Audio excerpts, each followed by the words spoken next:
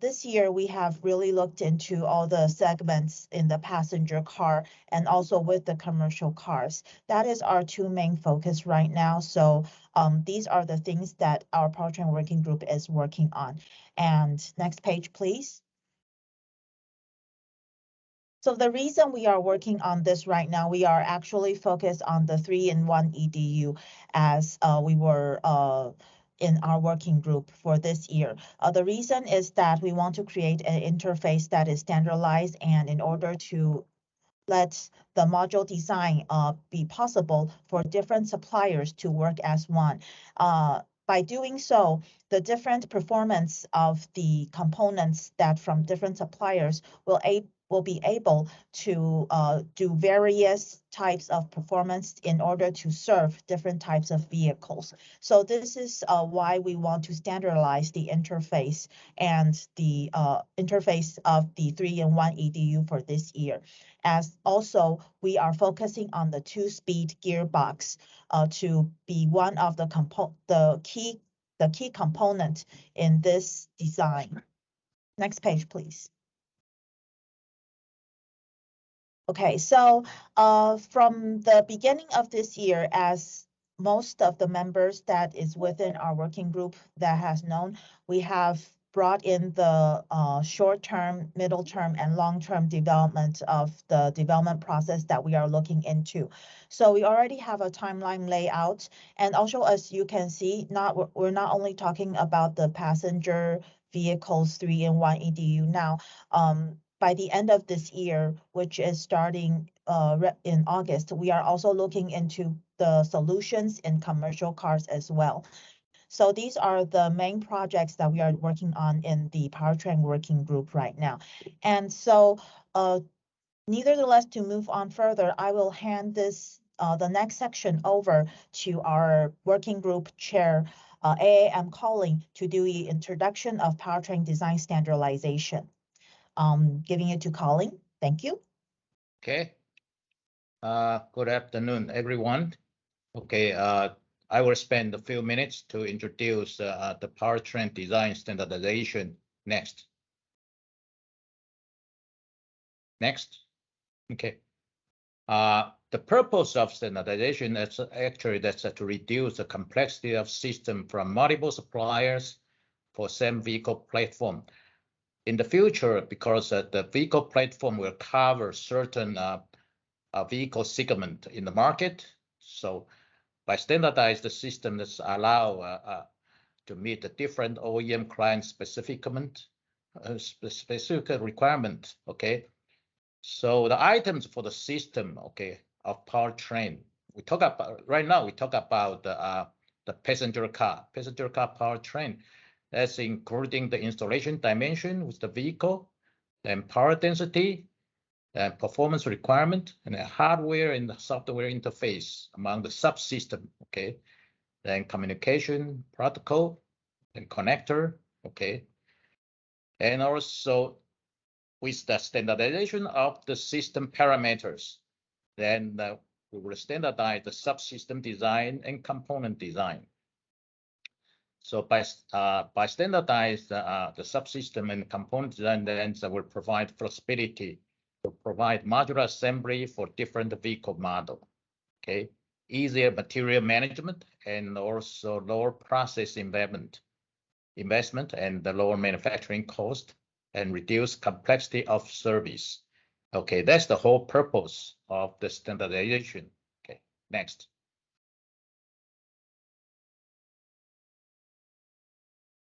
And the sequence here that we will define market segment and system spec, then the standardized system and subsystem design. Then the next is move down to the standardized component design. Okay. Also, okay, that's I will take some example to introduce you. Okay, how we will standardize the design next.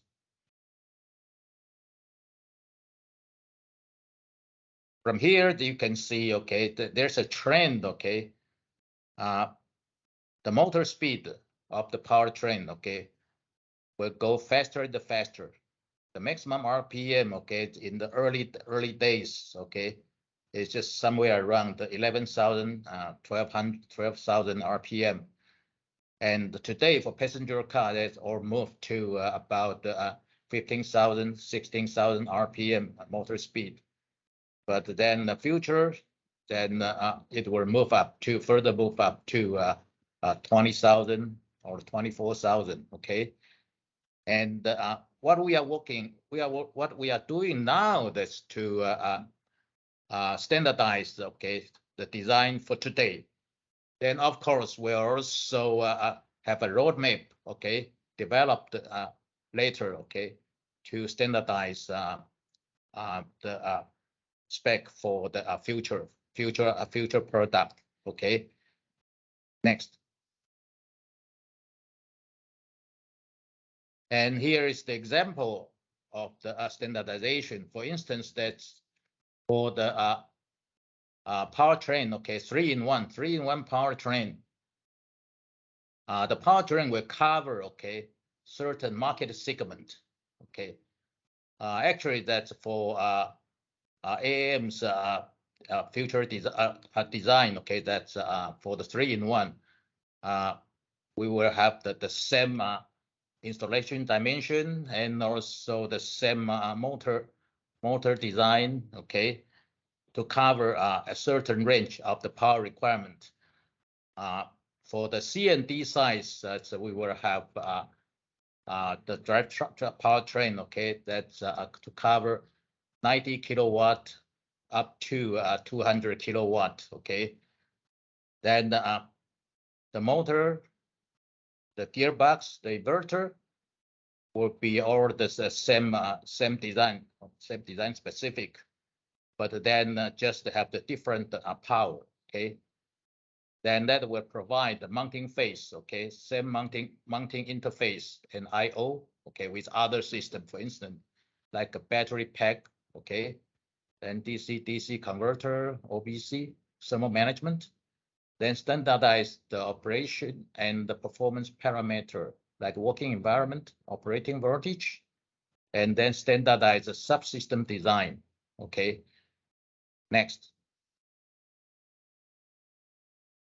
Here is an example. You can see, okay, for the motor, okay, you can see the motor, okay, between 70 to 220 kilowatt peak power.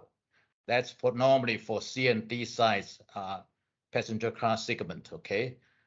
That will have all the exact same stator diameter. You can see that's 153 millimeter, okay? Then rotor diameter will be the same, okay? But then only the difference on the motor is the length, okay? And then same voltage and the same maximum RPM, okay? Then also you can see the power. Okay, power will be different. Power with it can vary between 70 to 220. Okay, but then that will decide the torque. Okay, but the outside dimension will be same, only the length. By doing this way, then we can standardize the components. At the right table, okay, right side table, you can see the shaft, motor OD, the rotor, the stator, okay, the bearing, the magnetic core, encoder will be all the same. Okay, so that the components can be the same. The service will be easier, manufacturing easier, the assembly equipment will be the same. Okay, the process will be the same. Okay, this is an example of the motor. Then next. Then next we talk about the inverter. Then of course we will standardize the power semiconductor design and also the circuit and thermal management, okay, and also the control. So by doing this way, then you can see the right table. We can standardize the DSP, the control board, driver board, IGBT, power module, capacitor. But for different powers, we will have just a different number of the power module, okay, installed. Okay, so that's but its racing dimension will be all the same. Okay. Next. Then here is the gearbox. Okay, gearbox that you can see the gearbox that will cover, okay, up to output torque, maximum output torque. First thing is the input maximum RPM. Okay, they were up to 24,000 RPM. Then maximum output torque maximum will be the 3,500 Newton meter. But then by doing this way, that will cover, okay, the C and D size requirement. Okay, all the components will be the same, but the different gear ratio. Okay, will provide the different gear ratio to cover different application. Okay, but the differential case assembly, gear design, bearing, that will be the same. When you look at the table, okay, we can standardize the gear shaft, bearing, gear case, gear cover, oil seal, differential case, differential gear. That's everything is the same, okay, but provides a lot of the selection of the gear ratio. Okay, then with this, that's when customer, okay, come in, they have the different requirement. We can use the standard component to build the standard subassembly, then standard assembly to build the entire powertrain to meet the different customers' requirement. Okay, that's the purpose of the standardization. By doing this way, then we can offer the open platform. Okay, but with different selection of the powertrain for the various customers. That's the purpose of the standardization. Okay, that's all I want to share with you today. Thank you, Colin, for your insight sharing of our working group today. So adds on to that, for us, the MIH will announce a new toolkit strategy in November. So I'm encouraging everyone to also to join our the other event in November as well. If you have any other questions on how to join this event, you can contact Emily, would be okay. So for this event, we will have more insights on how the toolkit strategy will work among all the suppliers between the platform that's going to develop in the future. Okay, so of course, other than the work that we are all putting efforts into for this year right now, we also welcome new technologies in our working group as well. So for our new technology provider, talking about the in-wheel motor, we have Elafe with us, and let's give thanks to the general manager, Blas. I will give the speaker on to Blas. Thank you. Hello in the name of Elafe, and hello in my name. I'm Blas Stefan, and as Zero has already said, I'm the general manager of APG Elafe, which is Elafe's subsidiary company in China. So we have our headquarters for Asia in Hangzhou. So as our presentation slide shows already, we are the company providing the distributed drive system that consists of the power electronics, control electronics, and in-wheel motors. We are the most known basically for the in-wheel motors, but I would like to mention that more than half of our development activities is basically related to control electronics and also power electronics. Why? Because obviously once you have the distributed drive, you can get some of the key advantages provided by it by properly and correctly managing each independent corner of the vehicle. We can move to the next slide, please.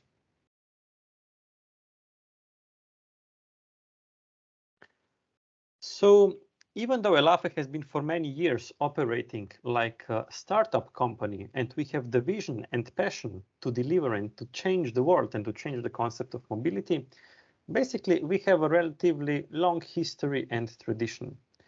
The first concept for Elafe in-wheel motors was developed already in the end of the 80s. And it was done by Slovenian inventor, Mr. Andrej Detela, who was getting inspired by the nature because he has realized that animals have the motors or muscles in their limbs. So their muscles and their motors and actuators were actually right where they were touching the nature and pulling themselves forward and moving themselves. And he realized that if nature has done it like this during the millions of years, there must be something positive in it. And of course it is. And based on that, in-wheel motor was designed. So to keep the presentation concise, we can move to the next slide. I would just like to mention that I have joined the company in 2011, and that today the company in Europe has around 160 people. Around 100 people is development staff, and then we are really expanding with a fast pace and now also building new production and development facilities right to the international airport of Ljubljana, and you can see it in the lower left corner of this slide. We can move on to the next slide, please. So Elafe at the moment has constant presence on 3 continents. So we have constant presence of the technical team in the US. Of course, our headquarters is in Ljubljana in Slovenia. We have very strategic location so that our customers are relatively close in, automotive countries just like Italy, Austria, and Germany. And also we have good access to the supply chain and proper amounts of the human resources. And then, as also mentioned, so I lived for the past 6 years in China, where we have the joint venture with the biggest Asian producers of braking systems. We can move on, please.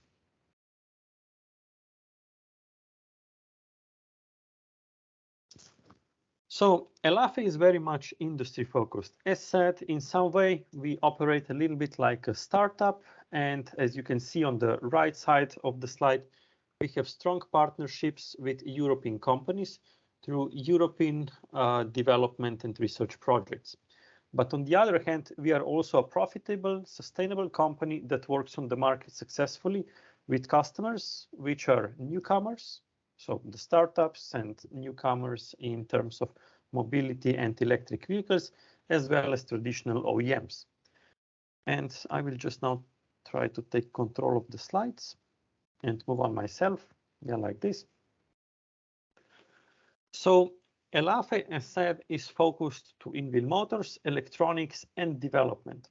So yes, we supply motors to the market and we produce them, but also a significant part of our output are basically development services. And these range from testing, CAE department, mechanical development, electromagnetic part development, acoustics, and of course, one of the most important things at the moment, vehicle control, torque vectoring, and vehicle safety. I would also like to mention that on the very left side of the slide, you can see the wide range of the motors, of the in-wheel motors that we have developed and produced. And no other company so far has developed such a wide range of in-wheel motors.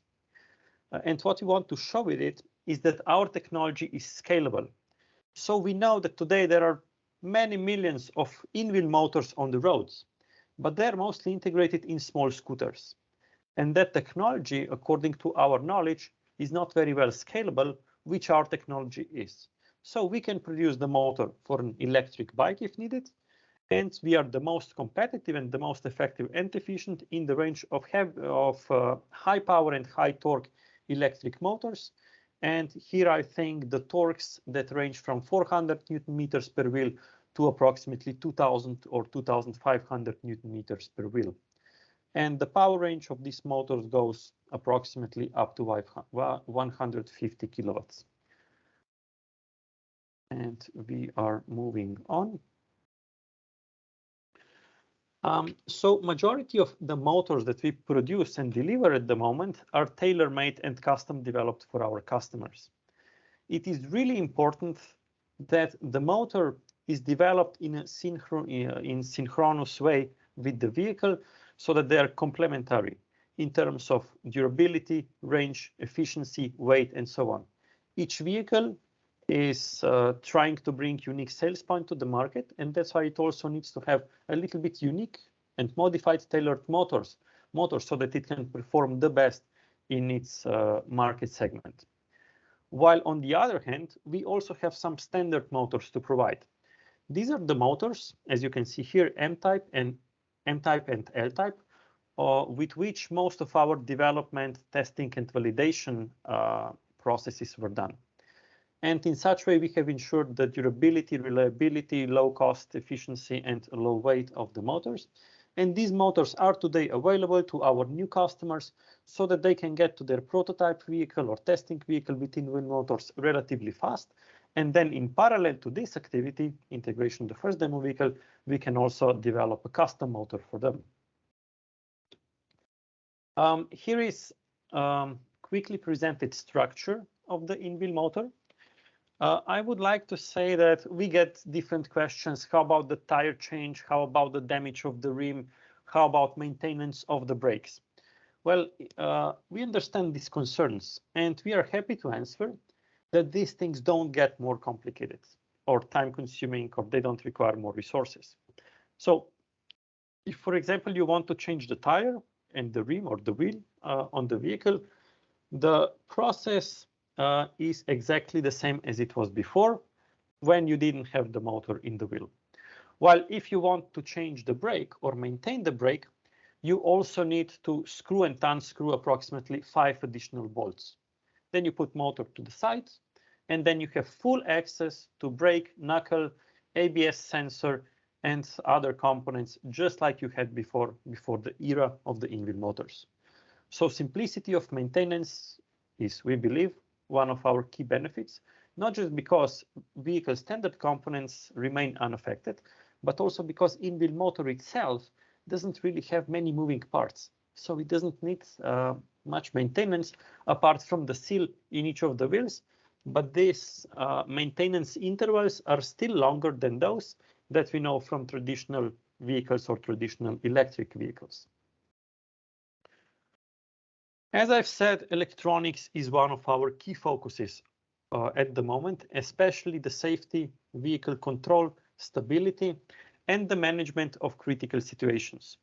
So our systems are designed in line with ISO 26262, and we are also implementing the safety processes for automotive safety and integrity level. So we go down to ACLD, again, depending on customer requirements, vehicle application, and the probability for some failure modes.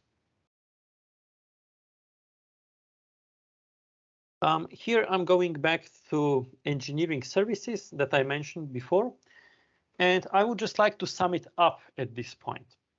So I have already mentioned in which field we are good for development in automotive industry and where our customers outsource their activities to us. But what I would also like to point out here is that we can do complete development from the scratch of customers' requirements to the finally produced in-wheel motor that can be also industrialized and for which we can cover deliveries in larger quantities, spare parts, and aftermarket activities. And I said in the beginning, we can start from the scratch of customers' requirements. So because the technology is new, customers many times don't even really have very clearly defined requirements because it's a new field for them. They don't know it yet. And we are here basically to work with them, to help them, and to help them realize how to approach integration of in-wheel motor and how to take the most benefits out of this technology. Here is just a little bit, I'll be short on this slide, a little bit of our other development activities besides control electronics, in-wheel motors, and power electronics. We also have experience with geared motors. We have experience with advanced inverter technology like gallium nitride and silicon carbide. We are strong in the field of motor integration, vehicle dynamics, sound management of the vehicle, and torque vectoring. So I would like to move to the next slide. And this one is actually about the concerns that the industry has. Industry has concerns about every new technology, and same goes for the in-wheel motors. And usually customers will ask, how about the highest cost, unsprung weight, harsh and really challenging environment for the in-wheel motor, NVH, and the SOP maturity can be questionable. We agree with all these concerns that come from the customers, and we take them very seriously. Actually, we've been taking them very seriously for the past 10 years or even more. And we have invested more than 10 years of intensive engineering development to mitigate these risks. And I would just like to quickly comment each of these. So regarding the higher cost, it is true. In case of in-wheel motors, you have 2 motors and 2 inverters by side. While in case of the central drive, you have only 1 inverter and 1 motor. So 2 motors, 2 inverters are a little bit more expensive than the central motor. Not much, usually some 20%, because still the total weight of our system is smaller than the total weight of the e-axle, including the half shafts, constant velocity joints, and differential and other gearings. But this only applies when you compare motor, e-axle, 1 motor, to 2 motors. For example, 2 in-wheel motors. With 2 in-wheel motors. But when you compare it on the vehicle-to-vehicle level, so vehicle with an e-axle to vehicle with in-wheel motor, our experience show that we can be cheaper on the vehicle level. I could explain a little bit longer and more in detail where this comes from, but I will leave this maybe for the questions in the end. And now I'd like to move on to the unsprung weight of the motors. So first of all, I would like to say that we focus to lightweight motors. Furthermore, we have done a lot of development in this field, and we have strong partnerships with companies that are professionals in development of the suspension systems for the vehicle. And together with them, we have adjusted the suspension of the vehicle to the level that professional drivers claim the following: that they couldn't feel the difference on the test track with the vehicle with in-wheel motors and with the central motor. And why? So yes, you get more unsprung weight, but on the other hand, you're also getting many other benefits with in-wheel motor.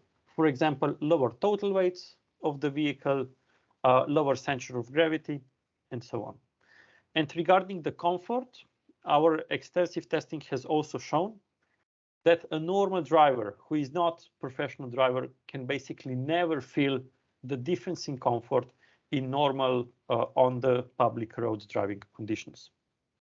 Regarding harsh environment, also many developments have been put in this area, and I would say we really come far already in this aspect, so that the idea is, of course, that the motor can last the lifetime of the vehicle. Regarding the NVH, very valid concern. If you just develop in-wheel motor, mount it on the car, it is likely to be louder than the central motor. But many years of development have brought down the sound and the noise level of our motors lower than the e-axles. We have the measurements, test reports, and many extensive testings together, also with customers and European research institutes have been done to prove this. And regarding SOP maturity, of course, a long story that's been ongoing for the past 10 years, but I can say now we are building mass production lines in a new building here in Ljubljana, and so basically next year our motor will be available also to the customers that go into mass production. I would like to conclude with the slide presenting some of our customers. So unfortunately, we cannot show all of them. We cannot show traditional OEMs because of strict NDA agreements. But I can talk about 3 of the newcomer customers. These are Lordstown, Aptera, and Lightyear. And the Lordstown pickup vehicle, you can see it's a large vehicle, and it's a vehicle that is called Endurance. So already its name shows that the key focus of this car is to be durable. And this fact that the vehicle is relatively heavy and large, and that it's meant to be durable, and the customer has picked Elaphe as their key suppliers for the in-wheel motors, I would say this can tell you a lot about the reliability and performance of our motors. And then there are two vehicles that speak for themselves, who are also part of MIH consortium, Aptera and Lightyear. They have also picked Elafe as their supplier. Obviously, these two cars focus particularly on efficiency, and we had to prove to them and do testing and validation together with them to prove that Elafe motors are the most suitable for very highly efficient vehicles. So this presentation has been shortened a little bit because I think the topics are really interesting and we could be going on and on with deeper explanation, but let's stop here and let's open the section for the questions. Thank you, Blas. So as mentioned to all participants, MIH Consortium, when we work on the working groups, we say technology is mutual field for us to discuss. And we are very happy to have new technology joining us as well as we move on to see what can we work with as well. So we are here to bridge all the gaps between suppliers, between OEMs, and then to also with the new startup. We also have a startup program that's starting right now. So we are very encouraging all the new technology to join us in our future. So if there are any companies or people that have any questions on that, you can actually raise your hand when we move on to the question sections. And for the next page, now we also want to introduce our members. We also have the testing from the testing groups that are with us. First of all, we would like to welcome DMV Electronics. Li Binghan, their general manager, will also be introducing us the technology and the testing in the testing group as well. Li Binghan, thank you. You're on mute. You're on mute. Okay, thank you. Okay, thank you. Thank you, Romani. So appreciate the time from MIH. We can talk something about our current technology and some training about electrical powertrain testing technology. So before the talking, so I have already checked with Emily. So I know right now the majority of people online is from Taiwan. So next, I will introduce something about our technology, so in Chinese, so for easy understanding. I guess some people from foreign, don't worry. So you can check my presentation and leave the message. If you have any question, we can continue talking in English. Okay, thank you. 一路我们翻第一页吧。首先我非常荣幸有机会跟大家介绍一下目前我们对于这个电动化电气系统测量系统的这个市场需求的一个概览。那么这个是我们从 IHS 的市场数据中就解析出来的。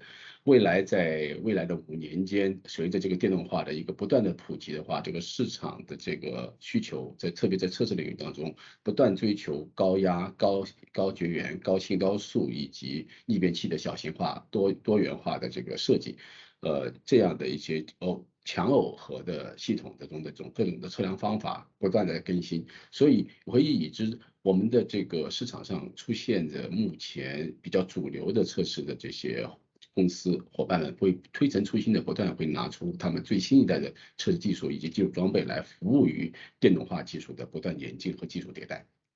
OK， 下一页。下一页 ，OK。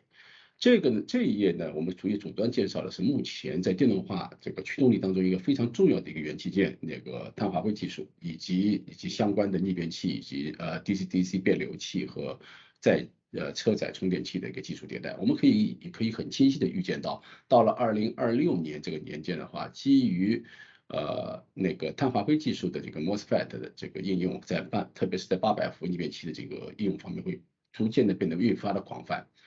这就可以非常的清晰的可以看到它快速的增长和不断这个扩大的市场尺寸。那么随之而来的便是更强更高的测试技术装备的这个技术需求。所以我们在下一页中，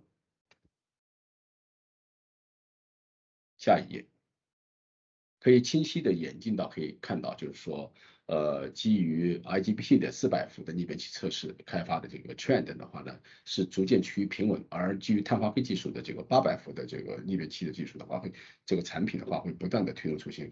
从各方面的数据来看，未来5年间，我们认为基于这个逆变器的这个应用器件的这个提升，以及像软件定义汽车这个概念的不断的普及的话，我们可以相信这个基于功率在环测技术更趋于软件化、仿真化的这个测试技术的话，会不断应用到你的设计当中，以帮助你的设计进行快速迭代。众所周知，手机的这个迭代速度是远远高于我们原先的想象的，它是可能符合摩尔定律。但是汽车有自己的发展规律，但是随着电动化的演进以及不断应用一些新技术的一些进入之后，我们可以看到，比如说特斯拉的电驱系统的它的软件的迭代，基本上是在7天到21天左右，3周左右就会有不断的软件的更新。所以对于像功率在环这样的新一代的车技术的话，会有不断的需求出现。这里呢，我介绍一下较为传统的电机测试技术。下一页。非常容易理解，因为电机作为一个传统的一个相对来说也不能算是一个很新的技术来说，它的这个测试的话可以分解为若干个方向，一个是电气，一个是机械，一个是磁。那么基于磁路的设计呢，它主要是通过线圈通过那个感应器件的话会反映在电路上，所以在实际的测量当中，我们会把这一部分作为单一的一个实验方法来进行罗列，并且进行排比。那么我们可以看到，在切换以及失效的这些方面的话，这个特别是电器上面是经常会发生的。那么这也是在我们电机测量当中比较重要，特别是无接触式的一些测量。那么通过一整套测试的方法，能够更为丰富的去发现我们的电机制造工艺当中的一些问题，并且在实际使用当中充分发挥这些效能。特别是目前电机技术不断的在进行的快速的迭代，特别是如何冷却，如何更高的提高磁的性能，把电磁的这个效果达到最佳的状态的话呢，有一些我们称之为叫 black top technology 的技术被引进来，比如说虹吸式的这种细管的这种冷却的管路会把它嵌入在我们的定子和转子的这个结构当中，那么这一些也无形当中增加了我们在测试上的难度。传统意义上的一些测试可能已经不能够完全满足我们对于新的技术对于用到电机提升性能这方面的技术，所以它这个技术迭代的这个过程，包括测试标准是不断进行更新的。下一页。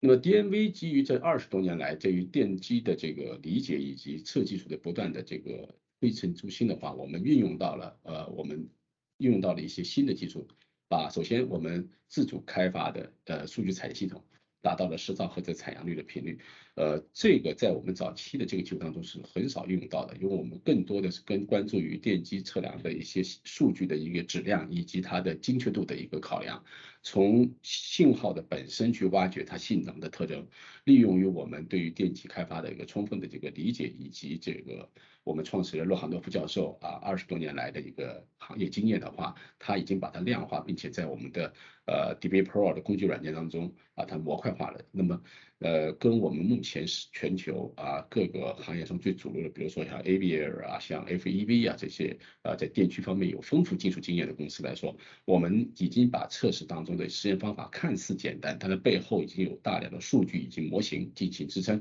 也让它能够更为高效的给客户一个不是像过去一样似是而非的一个测试的评价，而是更加准确的给出一个测试的结果，并且能够定义这个测试结果，告诉我们的客户它出现问题出现在哪里，或者以及后续你该用什么方法进行解决。所以说，整个测量系统更像趋于 smart 化，就是更加的智能化，更加的基于这个深度学习的方式，我们可以给出更多的一些实验的方法，能够让我们的这个测试更加的完整。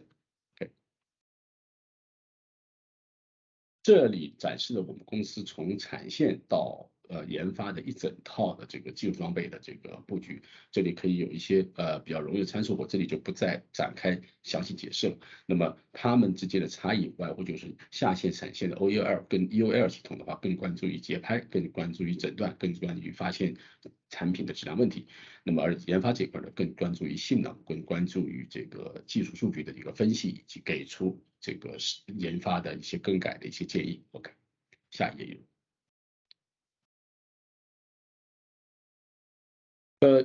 由于考虑到未来系统当中能够满足多合一的这个技术装，比如特别是我们现在3-in-1的那个 EXL 电轴的这个产品，那么我们也同步的开发出了这个技术装备。这个设备已经事实上是我们在7、8年前就已经开始成熟并在进行交付的。目前在全球范围内，我们已经累计有30多台这样的设备进行了交付。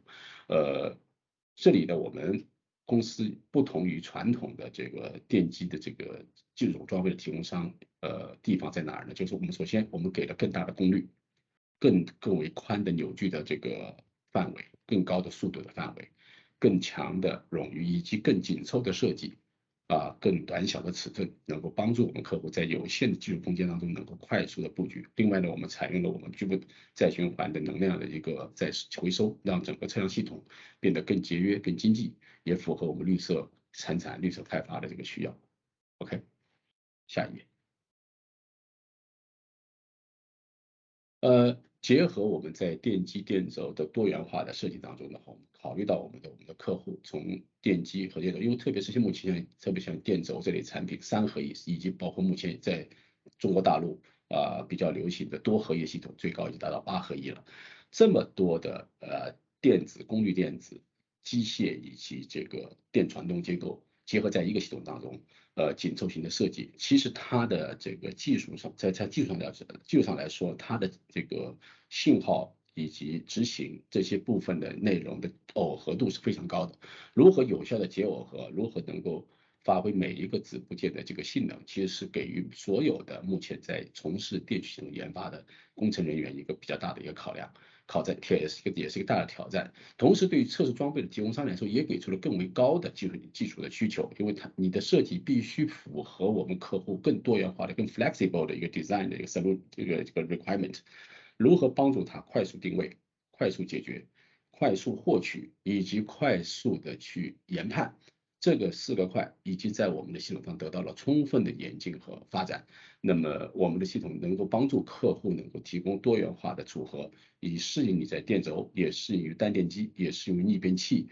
既可以分布式的进行测试，也可以是一种测试，从耦合度强耦合，我们通过解调的方式把它分解成若干个子系统进行研判，同时又能将它重新恢复耦合，重新研判成一个整系统，然后进行研判，给客户更为广泛的一个viewpoint， 就可以更为看更多的 picture， 可以看得更加清楚。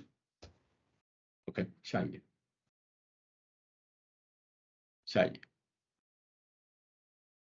这里呢展示了我们用于这个电轴测试的2套系统，一套是面向于产线，一套是面向于研发。这2个系统可以实现数据流的完全的一个pin to pin 的进行交流，也帮助我们的客户从概念设计开始到产线形成产品之后，一成为叫我们 turnkey 的 one stop 的一个交付的一个过程。这样的话，帮助客户能够从一站式的完成整个从研发到制造的这个整个过程的演进。换句话说，你的一本飞码放在这套系统当中，它会连贯的完成一系列的动作，把你的测试的流程无缝的体现在你的技术装备上。谢谢，下一页。这里稍微展示一下我们公司在双侧攻击技术方面的一些专利，主要是既要满足大扭矩的这个大量层的需求，同时又满足低速和高速的更为广泛的这些客户的需求。这里的这个设计呢，就帮助我们能够获得更高的转速，同时当你需要更短的扭矩的时候，也可以通过变速系统能够实现。那么这是我们公司的一项专利技术。OK， 下一页。在软件技术方面的话，我们已经为我们的客户开发了一整套平台化的这个测试软件，主要是针对于电机电轴系统的测量的。那么它的这个目前对于数据处理、数据可视化的这个技术方面是非常丰富的。另外它采用的 Visual Basic 的这个软件语言进行开发的话呢，是更能够与 Windows 系统进行融合。众所周知 ，Windows 系统是多分布式的操作系统，它事件触发型，它并不完全适用于像电机测量这样一种高实时性的测量系统。那么由于我们采用的Visual Basic 能够进行底层进行跟 Windows 进行交互，相对于目前主流的这些软件来说，比如说 NI 的 LabVIEW 这种东西来说呢，在某些特定领域上，它可能更直接、更有效。也更灵活一点。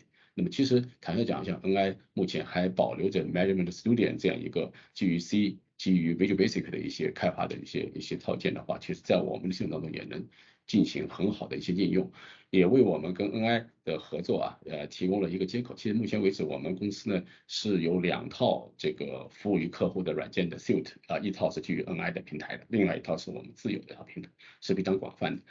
另外呢，我们也在软件中提供了通信以及相关的无缝接口、无缝化的一个通信技术的一个接口，能够很容易进行快速的配置。另外呢，我们创新性的采用的深度学习人工智能的技术，提供了声学与振动的判别和诊断的功能，以帮助我们的客户在研发阶段就能够很好的去把它的 prototype 中的机械和振动以及噪音方面的这些问题能够挖掘出来。并且呢，这套软件能够无缝的与它的生产系统的用于这个声学振动的这个软件，这个功能呢也进行同样的这个数据进行交流和交互，以帮助我们系统可以完成一站式的数据传输，以及完成它的对于整个测量目标的一个统一化的一个设计。OK， 下一页。好，这里呢就是我们公司的另外一个专利，基于这个 case study 这个逻辑的一个叫 SV Pro 的一个分析工具，它是就是我们前面所说基于声学和振动，基于人工智能的生物学习的方法来进行研发的一套这个声学振动软件。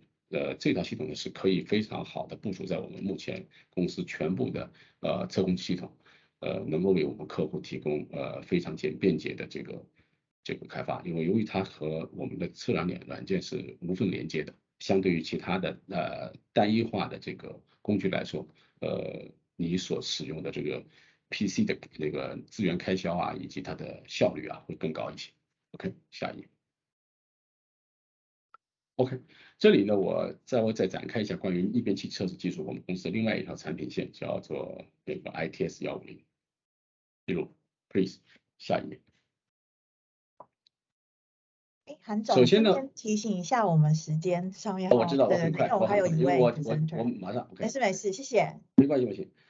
我就不展开专门讲那个 design cycle 的这个过程了，因为这一部分的话，我的同事也是我的 partner 立伟在会后续会介绍这一部分，所以呢，我先打个展示一下，看一下这个过程，就是目前我们产品开发的一个基于软件开发的一个基本的流程，好吧？下一页。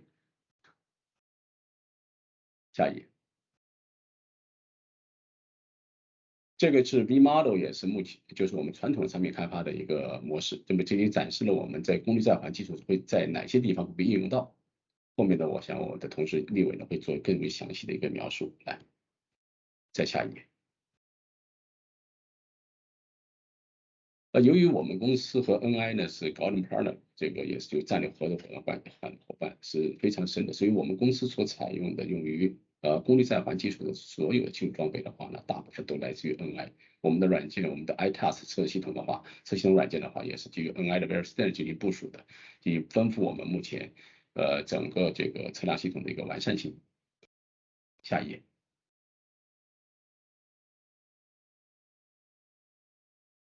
这里可以看到我们客户的一个期望，就是从软件的角度定义我们的产品之后，在系统上进行快速验证并且研判，而它的数据是可以无缝的传输到我们未来用于生产用的 Dyno 系统。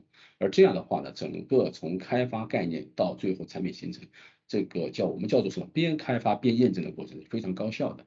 所以你就可以轻易的看到，在这一页上，我们就可以看到我们通过 PXI 技术。和基于 FPGA 的技术所使用的这个 NI 的这些 know-how 和它的这个资源搭建的这个系统的话，是更直接、更能够快速的满足我们客户的应用的开发的需要。所以我们目前为止在国内推广的这些设备的话，比如像比亚迪啊，像那个 ARTC 啊，像那个通用汽车乘用中国啊，都采用了类似的技术。对，好的，谢谢韩总谢谢今天跟谢谢我们的分享。谢谢对，那接下来时间的关系，我快速介绍我们下一位讲者。So for our next presenter, we welcome the Business Development Manager from NI, Li Wei, to share with us open platform methodology for testing EV traction inverter ECUs. Li Wei, thank you. Okay, thank you, Iru. Can you hear me? Okay, so I just want to be quick and just to be concise to finish my session. So since most of the audience are from Taiwan, so I would like to follow Mr. Han's style to use Chinese as well. So 今天我主要想给大家讲的就是基于这种叫做平台方法来做 inverter， 就是我们的 inverter 控制器的 ECU 的仿真测试。那其实刚才韩总已经帮我介绍到的这一页，那我这一页只想强调几个点，我特别这个就是 resonate 或者和韩总的这个感受是一样的，也就是说在现在汽车电子快速迭代的今天，那么逐渐的多融合以及灵活，对于测试系统的一个灵活的需要是变得越来越这个重要了，而且它覆盖的面也会越来越广，因为多合一的这个效应以及汽车电子的这个迭代的这个速度，然后这个是一个很重要的一个点。那下一页，那我想讲一下它的挑战在什么地方。那我主要在 inverter， 我们讲 inverter 的一个测试的最主要的2点挑战，我想 highlight 一下。一个就是说我们刚才韩总也讲到了，就是从 IGBT 到 PowerSync， 那随着速度的开关速度上的不断的变快，那么以及 motor， 对于 motor 来讲，我们可能种类也会变得越来越丰富，从以前的只有的 PMSM 到现在的 PMSM 到感应电晶 induction， 然后再到 BLDC， 然后使得以及在整车的领域，它会使用更多的这个电机的一个协同，使得我们对它的仿真的要求，也就是仿真速度和仿真精度的要求也提高了。那另外就是多合一的控制单元，或者我们看汽车电子电机架构往综合的角度去看的话，我们会发现你的测试平台或者你的测试解决方案，你就要考虑未来能够快速的融合或去 adapt 这些新的测试需求。我后面会讲一个故事给大家来听。下一页。对，那我就这里面想讲什么叫做 open platform 的这个方法论。那么大家在市面上看到的很多，比如说我们的友商，他们可能更多的是卖给大家这样的一台机柜或者这样一台仪器。那相对来讲，我们看来，或者说从客户的使用来看，它是一个黑盒子的系统，就是你只要拿它的接口来做测试就好了。但我们想的是 open platform， 那这个 open 到底是什么个意义呢？下一页我来用一个故事来讲。那对于 NI 来讲，我们提供的是一个您可以理解是一个基于模块化的，然后软件是可以提供像类似于 SDK， 硬件也有 MDK 的这种开发包的这样一种形式的测试的一个平台。那在这个测试平台下面的话，我举我自己的一个个人的故事，也就是说，比如说在客户5年前，我们在大陆的客户5年前可能那个时候用 CAN-FD， 对吧？那现在的整个的整车厂，我们的汽车网络已经发展到了要用到这个车载以太网这个SAM-IP 的这些协议 AutoSAT 的这样的一些应用。那到未来还会有用到，比如说迭代到 DDS 的一些协议的中间件。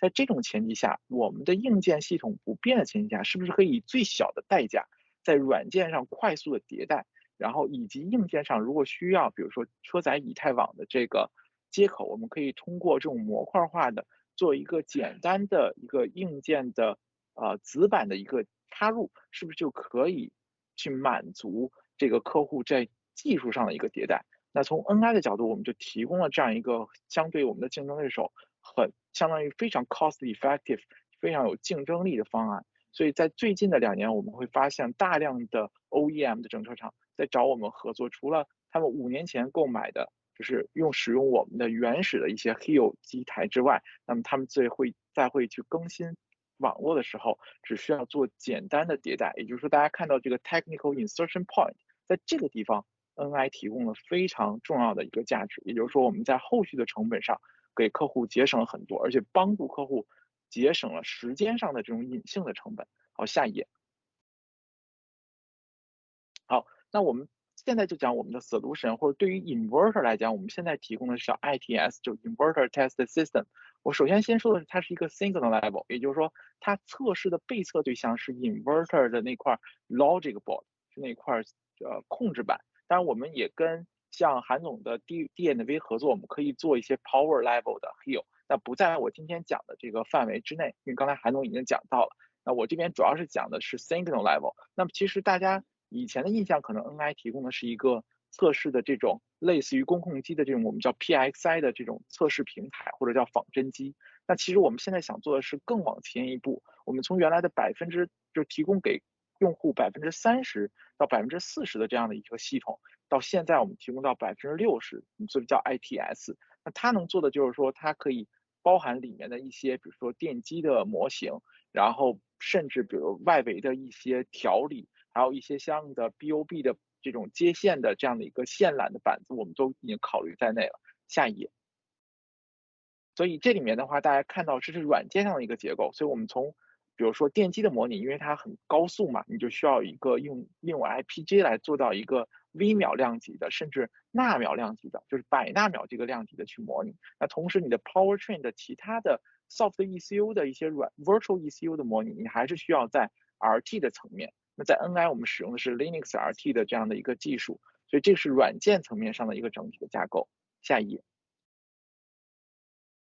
好，最后其实我就想说说 ITS 的 benefit， 或者说这个会给您带来什么样的好处。下一页。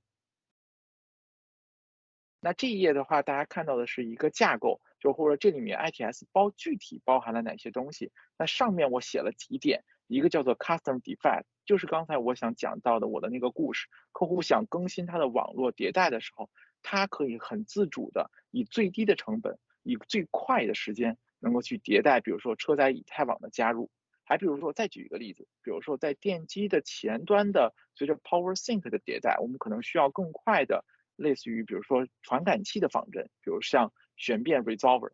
那这样的话，我们在前端有这种 ADDA 的快速的迭代响应，以前从2兆，现在可以能做到4兆。那有些文波 Ripple 效应，我们可以再按照客户自己的定义，可以做到5兆或者10兆。那这些都是给客户更多的可能性。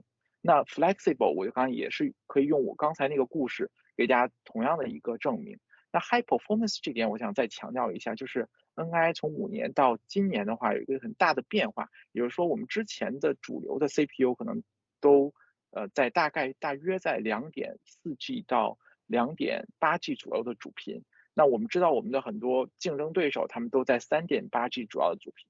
那所以在这2年我们推出新的 CPU 和我们的 Linux 的系统，也是直接打到了 4.0G 以上的主频，来满足更多整车级别的，也就是说对于整车厂的不仅测试 inverter， 它要测试一个整车级别多 ECU 的一个电子电机架构的前提下，我的 CPU 是可以能更好的满足整车厂的一个需求的。好的，下一页，或者可以直接到最后一页，再下一页。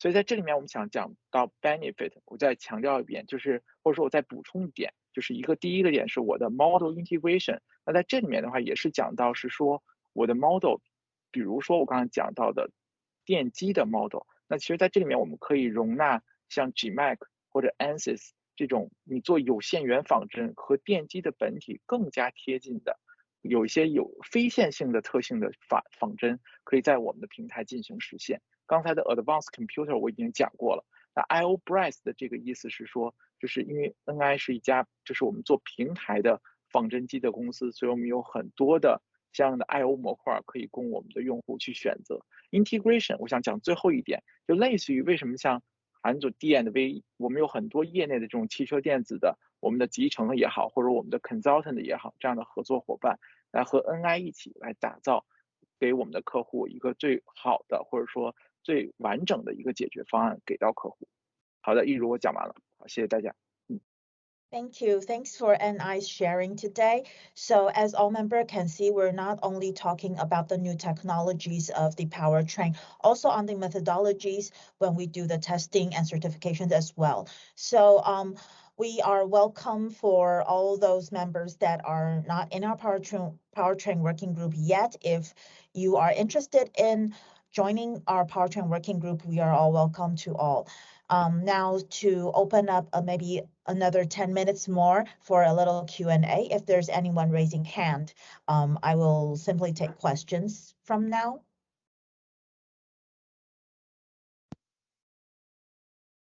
Okay, so I see that we don't have anyone on site that wants to ask questions, but then if due to the time phrase that we are already using 1 hour and we also have the presentation at Emily's here, so if there's any request for today's introduction of our Powertrain Working Group Insight Sharing, you are welcome to contact us. And or if there's any proposal that we want to discuss about, we're open to all members to have further discussion on all the aspects we're talking into. But last but not least, I still have to say, we will have big announcements on November with our the technology that we were sharing. Please join us on the event on our November with our marketing group. So thank you all for today's participation. Hope to see you all soon. Thank you. Thank you guys Goodbye, for joining everybody. us. Thank you everyone to joining us. I will send the feedback survey soon to you via emails. And our next working group insight sharing will be on next month. So stay tuned and see you soon online next time. Bye bye. Thank you. Bye bye. Okay, bye bye. Thank you. Bye. Bye. Bye-bye. Thank Bye-bye. you.